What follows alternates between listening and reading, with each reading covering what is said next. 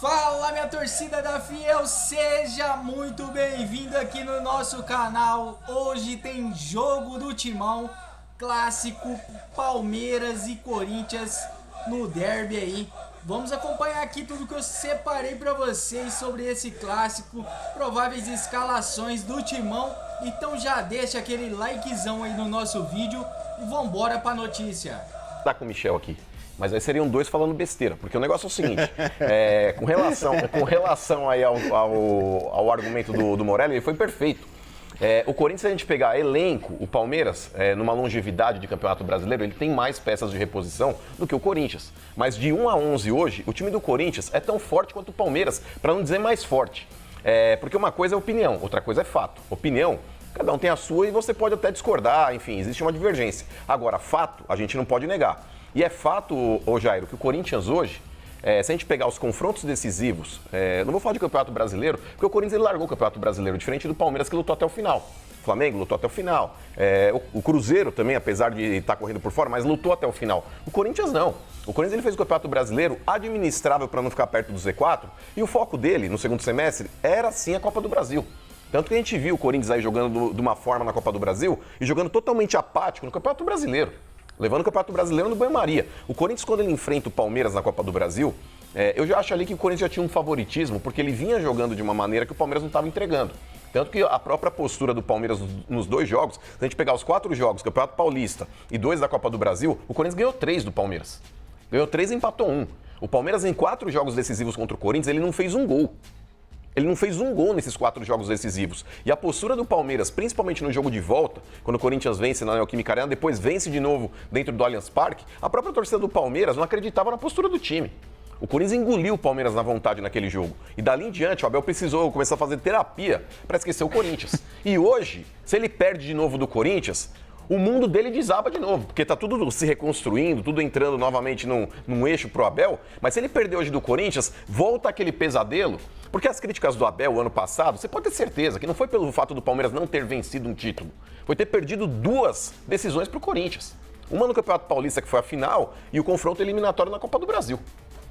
Você acha que um jogo como esse perdido, por exemplo, do Palmeiras, nessa situação, tem potencial de fato mesmo, abalar a permanência do Abel no cargo do Palmeiras? Eu te pergunto isso porque se a gente tivesse assim, uma bola de cristal no ano passado, não imaginaria que o jogo lá onde o Corinthians vence o Palmeiras, o Paulistão, seria o começo de um ano ruim para o Palmeiras, né? De tentar e não conseguir nada. Abalar, demitir, não. Porque está muito entrosado com a presidente e ele decidiu ficar. Ele tem um contrato sem multa e ele pode sair a qualquer hora. Eu não sei se ele vai cumprir esse contrato, tenho muitas dúvidas disso, mas ele decidiu ficar.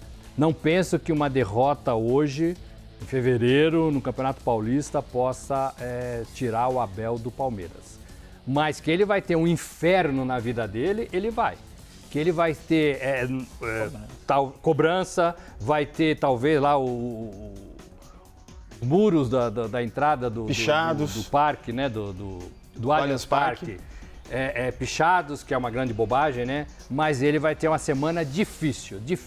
E aí vai ter que esperar até o próximo jogo com o Corinthians para tentar resolver essa situação. Ele sabe exatamente o tamanho da encrenca que é enfrentar o Corinthians. E aí o Michel pode falar um pouco também.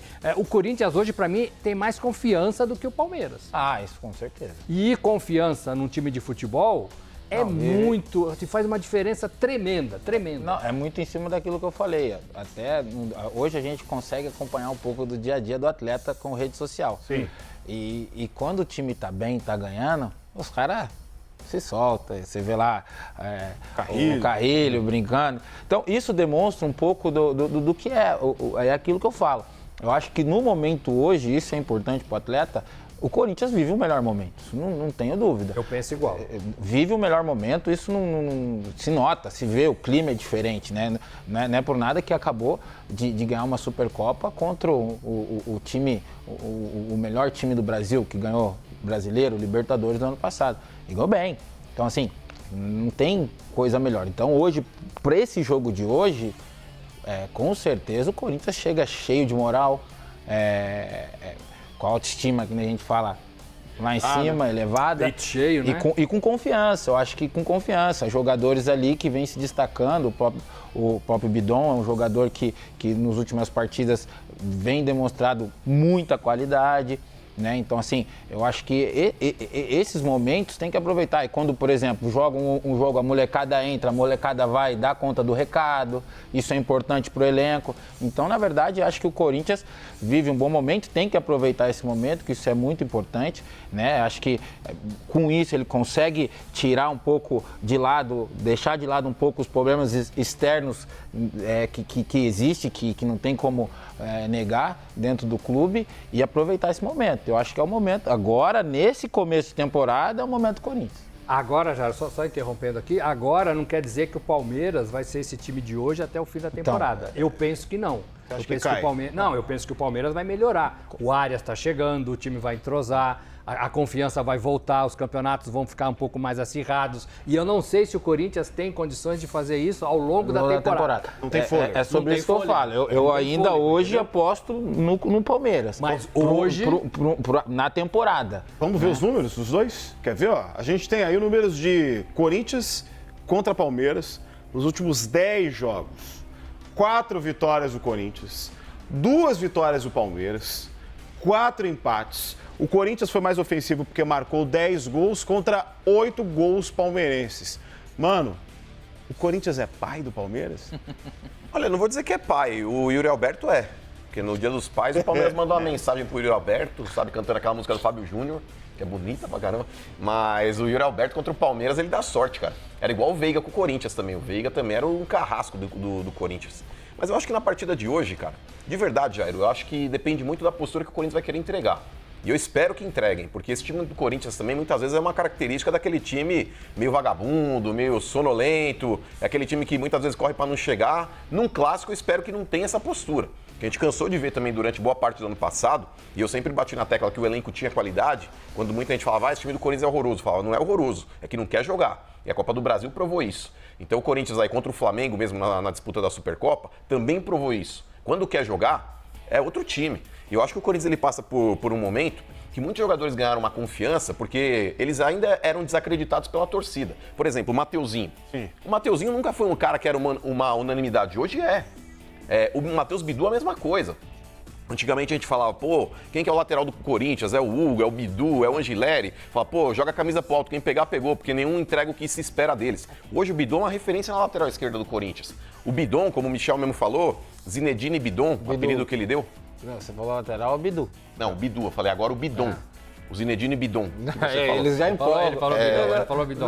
O Bidon é um cara que hoje... Bidon.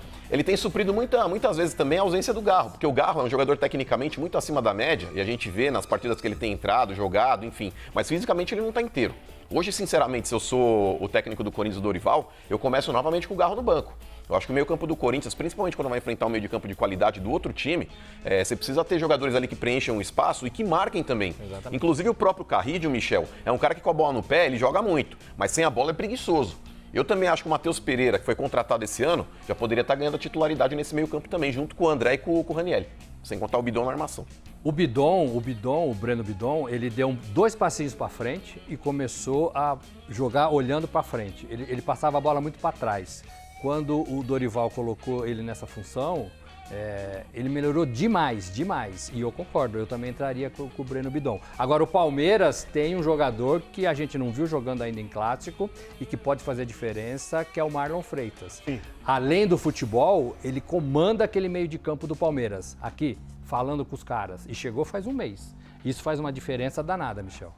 Com certeza. Por isso que eu falo, quando eu olho para o elenco do Palmeiras, ainda que a gente está falando de começo de temporada, é um elenco para brigar, que nem fez no ano passado. Então, assim, se a gente olhar, querendo ou não, a gente está falando dos últimos resultados entre Corinthians e Palmeiras, mas se a gente olhar a temporada que fez o Palmeiras, mais uma vez chegou numa final de Libertadores, brigou até o final no Campeonato Brasileiro. Não dá para negar que é frustrante para um time como o Palmeiras, que eu lembro que tem e o que investiu, mas a gente não pode negar que é um elenco que chegou mais uma vez nos últimos 5, 6 anos.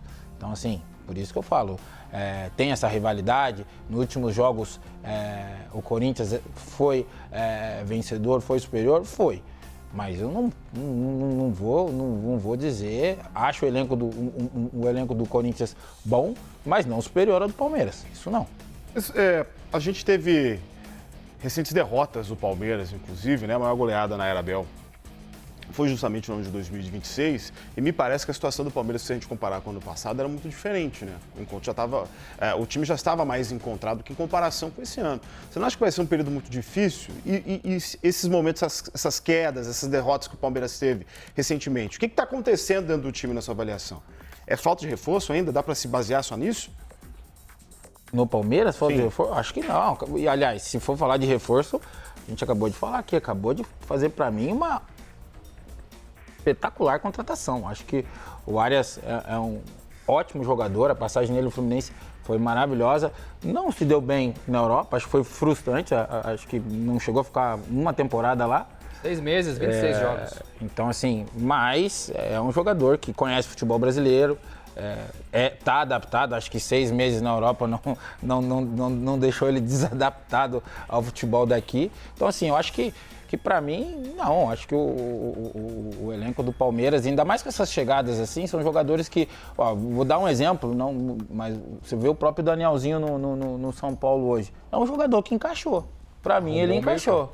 Pra mim, ele encaixou. Ele e Marcos Antônio. Encaixou. Então, e eu vi alguns jogos, né, do Marlon Freitas no Palmeiras, um jogador que vai se adaptar rápido. Então, acho que isso não seria um problema. Eu acho que todo time precisa de uma reformular, né? Acho que o Palmeiras ficou anos e anos com... Teve jogadores que jogaram comigo que saíram tem 1, 2 anos. Tipo, eu já parei de jogar tem 7 anos. Então, você tem que reformular, você tem que mudar. 7 anos? Parei tem 7 anos já. Rapaz... E teve jogador que estava até ontem aí no Palmeiras e jogou comigo. Então, assim, você tem que reformular, você tem que mudar. E o jogador se adaptar. Não, mas o Palmeiras no papel é uma apelação também. Se você pegar, por exemplo, o time no papel, tá? Do meio campo pra frente, vamos lá. Jogando sem aquele volantão brucutu, mas você coloca lá o Marlon Freitas junto com o Andréas Pereira, Maurício e o Arias. Você vem lá na frente lá, Paulinho quando voltar e Vitor Roque, é time para bater de frente com o Flamengo em termos de papel, vamos colocar assim. Sem contar o Piquerez, que é um lateral que apoia muito. Você tem uma dupla de zagueiros ali, por mais que o Murilo não viva seu auge hoje, mas, pô, é um baita de um zagueiro para recuperar. É difícil você exigir de um cara que nunca mostrou nada. Agora o Murilo já mostrou que é um bom zagueiro, mas se não for ele é o Fux, do lado do Gustavo Gomes. O Carlos Miguel tem tomado uns gols aí também, principalmente no meio das pernas, que a torcida do Palmeiras tem pegado muito no pé, mas é um bom goleiro também, enfim. Eu acho que talvez a única incógnita do Palmeiras ainda seja a lateral direita, que não é, comparado com o restante do time, talvez uma unanimidade toda. Mas quando o time do Palmeiras montar o time, sempre é a dúvida que tem na lateral do Palmeiras. Né? Não, mas o problema do Palmeiras hoje é com o Abel, não é com o elenco. O problema do Palmeiras é assim, qual forma que o Abel está planejando esse time. É saída com os laterais? Talvez não mais. É saída pelo meio de campo? Não sei, ainda não funcionou. É saída do chutão do goleiro e o Flaco faz a segunda bola de desvio? Também a gente não sabe como... o Rogério Ceni falou. Como o Palmeiras joga hoje. Então, esse é o problema do Abel. Como é que ele reúne esse timaço que o Mano falou? E é bom mesmo esse time. E eu acho até que o Arias é melhor do que o Paquetá. A contratação, para mim, mais forte deste ano é o Arias no Palmeiras e não o Paquetá no Flamengo. Para mim, o Arias é melhor do que o Paquetá para arrumar o time ali olhando para o Palmeiras e olhando para o Flamengo. O problema é o Abel saber como é que vai montar esse time, como é que esse time vai jogar. Eu acho que é aí que está o problema do Palmeiras até agora. Você acha que um time como o Palmeiras, por exemplo, acaba sofrendo mais com essa ideia de planejamento? Porque esse é um ano que o calendário está todo apertado, tem uma Copa no Mundo no meio, e times como o Flamengo, como o Palmeiras, têm assim uma chance gigantesca de terem seus jogadores sendo escalados indo para seleções. Isso atrapalha? Atrapalha demais, inclusive o Arias, né? O Arias vai chegar, vai vestir a camisa vai embora para a Colômbia em março, né? Fazer os 2 amistosos contra Croácia e França. Acho que são os mesmos amistosos do Brasil em datas diferentes, os mesmos rivais. E vai embora, então vai sofrer com isso. O Flamengo sofre com isso, o Palmeiras sofre com isso, mas eu não acho que isso é o problema. Eu acho que o problema é a forma de jogar, o problema é o encaixe, esse calendário que ainda ninguém entendeu direito. Tem muita gente que me pergunta na rua se hoje é Brasileirão ou é estadual. Aí você fica pensando realmente, poxa, hoje é Campeonato Brasileiro ou hoje é estadual? Não, hoje é estadual. É Corinthians e Palmeiras pelo Paulistão. Puxa, achei que fosse brasileiro. Tá confuso. A gente viu na semana passada. Quando o São Paulo jogou São Paulo e Santos.